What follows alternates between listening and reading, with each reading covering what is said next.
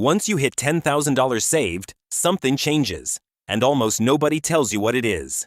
Most people think 10 grand is just a nice round number. A milestone you post about, feel good for a weekend, and move on. But that's not what it is. $10,000 is the exact point where your money quietly stops behaving like a piggy bank and starts behaving like a machine. The math shifts. The rules shift. And the people who understand this moment start pulling away from everyone else. Slowly, then permanently. The problem is, this is also the exact moment most people blow it. They hit 10 grand. They feel rich for the first time in their lives, and they make one decision that quietly costs them tens of thousands of dollars down the road. I'll show you that mistake and how to avoid it. So in the next few minutes, here's what we're going to cover. What actually changes the moment you hit 10,000? Why it's the hardest and most important money you'll ever save. The one mistake that sends most people back to zero. And the 3 simple moves that turn your first 10 grand into your first 100. I'm Frank. On this channel, we don't chase getting rich fast. We do the math on getting wealthy slowly. Because slow is the part nobody's trying to sell you. There are no hot tips here, no miracle stocks. Just the boring math that quietly works while everyone else is busy chasing the next big thing. Let's get into it. So let's start with why 10,000 is such a big deal. Why 10 and not 5 or 20? Here's the truth almost no one admits. Your first $10,000 is the hardest money you will ever save in your entire life. And I mean that literally. It's harder than your first 100,000. It's harder than your first million. And once you understand why, you'll never look at this number the same way again. Think about where that 10,000 comes from. At this stage, your money is barely earning anything on its own. Every single dollar in that account got there because you put it there. You skipped the dinner out. You kept the old phone. You said no over and over while everyone around you said yes. The entire 10,000 is built on your discipline. Pure willpower, one deposit at a time. Let me put a real number on it. Say you save $500 a month. That's not easy. That's a real sacrifice for most people. At $500 a month, it takes you about 20 months to reach 10,000. Almost 2 years of saying no. And in those 2 years, how much did your money earn for you? Almost nothing. A few $100s maybe. So it feels like all pain. No reward. Like pushing a boulder up a hill that never ends. And this is exactly why most people never make it here.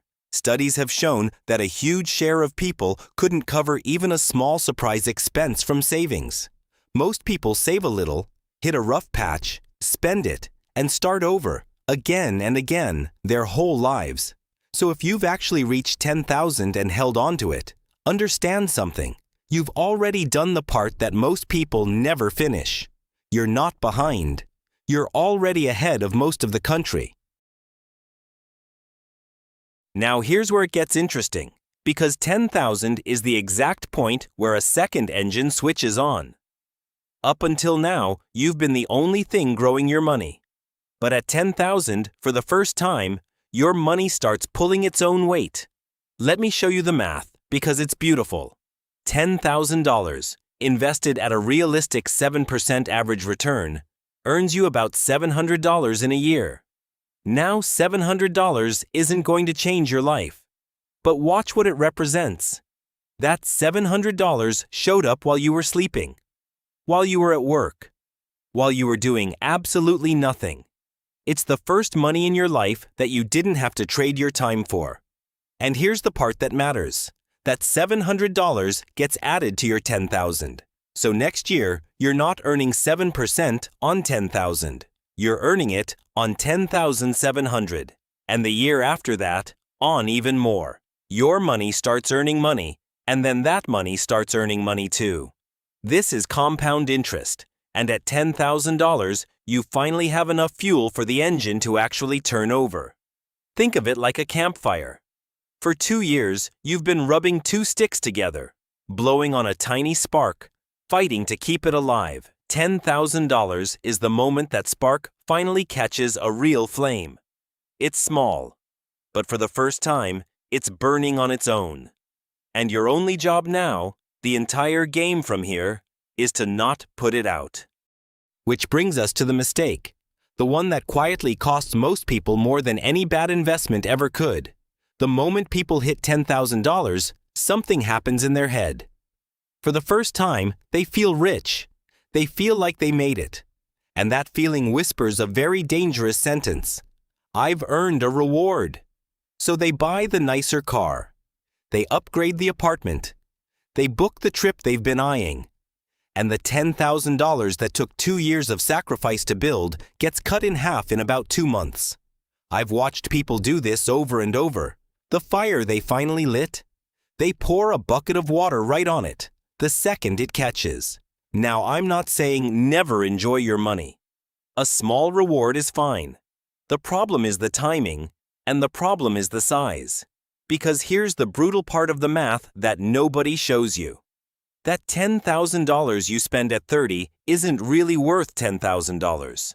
If you had left it invested at 7%, by the time you're 60, it would have grown to roughly $76,000. Read that again. The reward you gave yourself didn't cost you 10 grand. It cost you $76,000 of your future. That vacation, that upgrade, you didn't pay for it with money you had. You paid for it with money your future self will never see. And that's the difference between people who build real wealth and people who don't. It's not income. It's understanding that at $10,000, every dollar you keep invested is a seed, and you're choosing between a small snack today or a tree that feeds you for the rest of your life. So what do the people who get this right actually do? It comes down to 3 simple moves. Nothing fancy. That's the whole point. Move number 1. Protect the base. Your first $10,000 becomes your foundation, and you treat it as untouchable. Part of it is your emergency buffer, so when the car breaks down or a medical bill shows up, and it will, you don't have to go back to zero and start that 2-year climb all over again. The base is sacred. You defend it. Move number 2. Automate the next to $10,000. This is the secret the wealthy understand and everyone else ignores. They don't rely on willpower because willpower runs out. Instead, they set up one automatic transfer. The day the paycheck lands, money moves straight into a low-cost index fund before they can even see it or spend it. Then they forget it exists. Is it boring? Completely. But boring is exactly why it works. The person who automates and forgets beats the genius who's always tinkering, almost every single time. Move number 3. Let the math compound and get out of its way. Here's what that looks like. You start with your $10,000. You add $500 a month. You leave it at 7%, and you wait. In about 10 years, you cross $100,000. But here's the beautiful part. Of that $100,000, a huge chunk isn't money you deposited. It's money your money earned. The closer you get to that 100, the more the machine is doing the work, and the less you have to. Somewhere along the way, your investments start earning more per year than you're even putting in. That's the tipping point. That's the moment you stop pushing the boulder uphill, and it starts rolling on its own, downhill, with you just walking beside it. That's the entire game. Protect the base. Automate the climb. Let the math do what math does.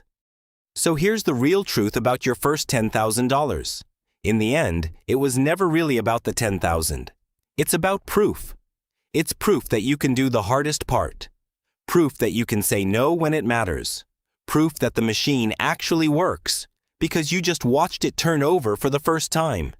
Everyone else is still out there chasing the next hot tip, the next quick flip, the next thing that's going to make them rich by Friday.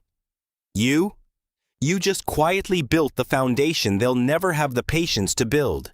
And here's where it gets really good. Next, I want to show you what happens when you hit your first 100,000, because that's where the math gets genuinely strange, in the best possible way. It's the point where your money can start growing faster than you can save. If you want to see how that works, and you'd rather build wealth slowly and actually keep it, hit subscribe, and I'll see you in that one. Build it slowly. That's Frank.